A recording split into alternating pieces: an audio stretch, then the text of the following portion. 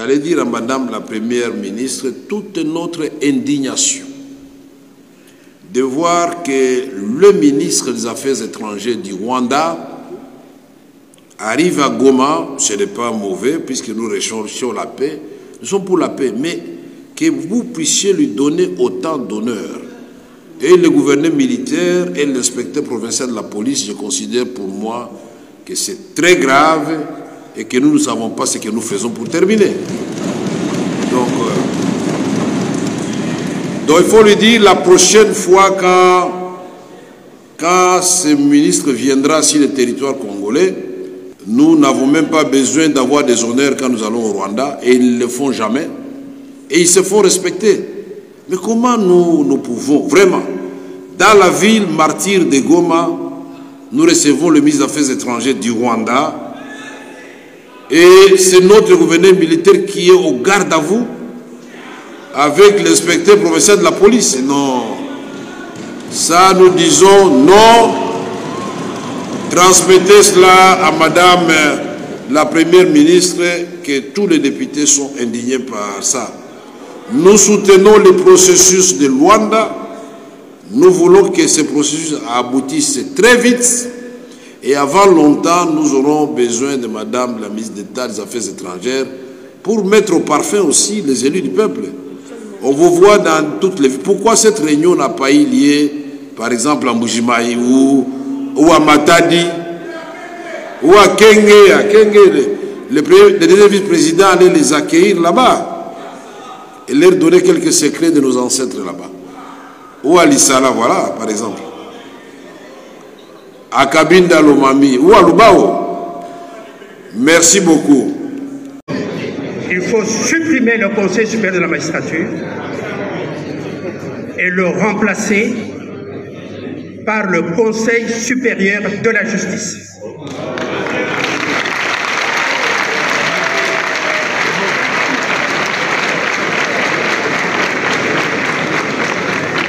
Monsieur le ministre d'État, vous avez raison. Monsieur Ifasso, vous l'avez dit, vous avez également raison. La justice, ce n'est pas la magistrature.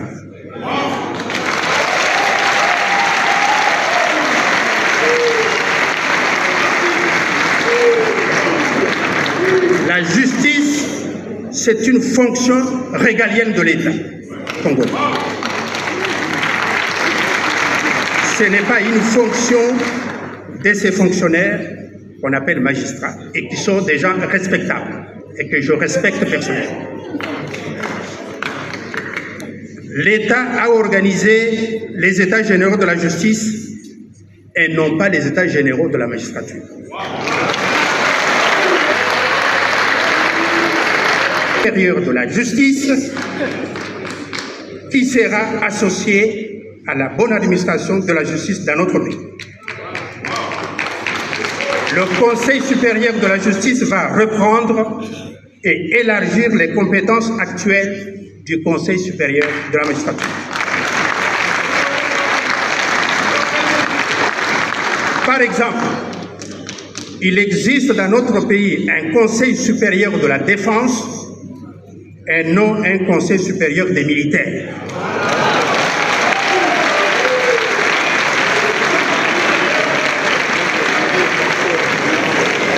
Qui traite des questions liées à la défense du pays qui est une fonction régalienne de l'État. Mesdames et messieurs, la devise de notre pays commence par justice et puis paix, travail. Nous avons un ministre de la justice et non un ministre de la magistrature. Donc,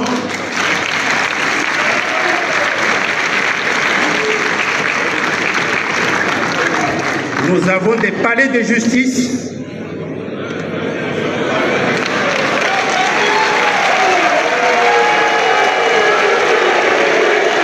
des palais de justice et non pas des palais de magistrature.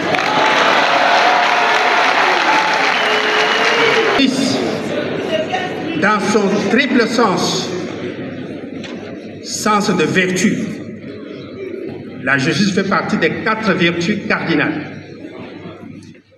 à côté des 3 vertus théologales.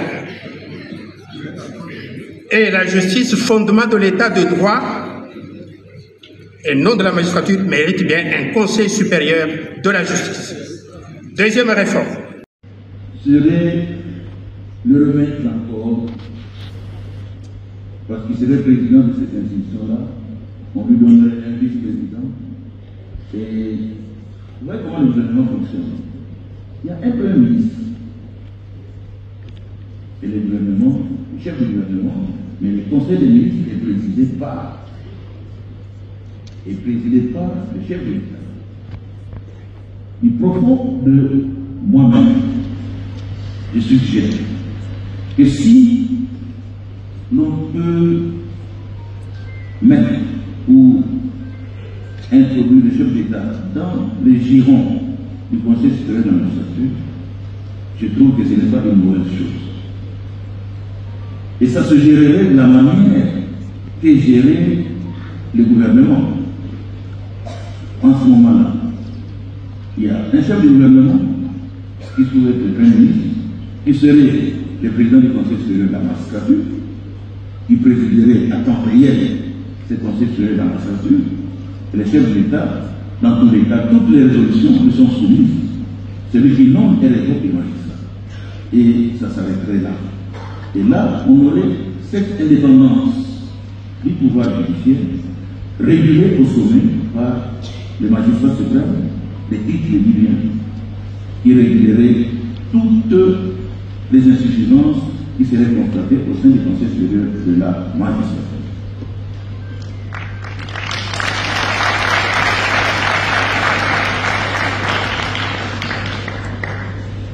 Je voudrais, parce que nous ne sommes pas venus ici pour faire des sensationnels, nous ne sommes pas venus ici pour faire de la théâtralisation, parce que nous vous respectons, nous avons aussi des expatriés dans la salle, pour cet amour du pays que nous aimons, nous avons, et très conclu. Le pouvoir judiciaire reste et demeurera l'un des trois pouvoirs de l'État moderne, avec le pouvoir exécutif et le pouvoir législatif. Montesquieu, qui a écrit et qui a décrit la trilogie du pouvoir, cette réalité demeure présente. La Constitution de la République démocratique du Congo, vantée ci-dessus, consacre le principe de la séparation des pouvoirs. Au regard de ces missions, le pouvoir judiciaire constitue le socle d'un État démocratique. Au-delà des considérations controversées du pouvoir judiciaire et plus complètement de la nature juridique que d'aucuns qualifient de bivalent du ministère public, la solution demeure une. Il est impérieux que le cadre de concertation pour des questions transversales du ministère de la Justice soit clairement défini dans la Constitution afin d'éviter des spéculations inutiles autour de la gestion des compétences des uns et des autres. Dans la Constitution actuelle, le chef hiérarchique des magistrats du parquet, c'est le procureur général de la Cour des cassations. En matière de pays, c'est une compréhension simple. Pour ceux qui disent que le ministre de la Justice est le chef de ministère du parquet, j'ai entendu, permettez-moi de citer le nom, qui dispose d'un droit d'injonction, c'est Mme Lemay, et que nous devons humblement accepter ce droit d'injonction. Pas humblement. Ce droit d'injonction est accepté et sera absolument accepté. Les ministres décident, monsieur le préjudice, ouvrez une instance justice dans tel judiciaire, dans tel acte, dans telle affaire. Le dossier sera ouvert, même pas à la seconde, à la 15 seconde. Après, monsieur le ministre se retire. Et moi, je poursuis l'action publique. Et Le ministre constate de la défectuosité dans le comportement d'un collègue ministre, de la digression, un comportement indigne. Monsieur le PGCAS, j'ai constaté une faute disciplinaire et c'est moi qui les sanctionne. Le ministre a un droit d'injonction positif parce qu'il demande, il force la main du ministère public à ouvrir la zone publique. Le ministre ne peut pas dire arrêtez-moi celui-là. Parce que c'est une loi. Ça n'existe nulle part. Là, on serait dans un pouvoir exécutif qui serait au même moment judiciaire. Et là, c'est un fantôme.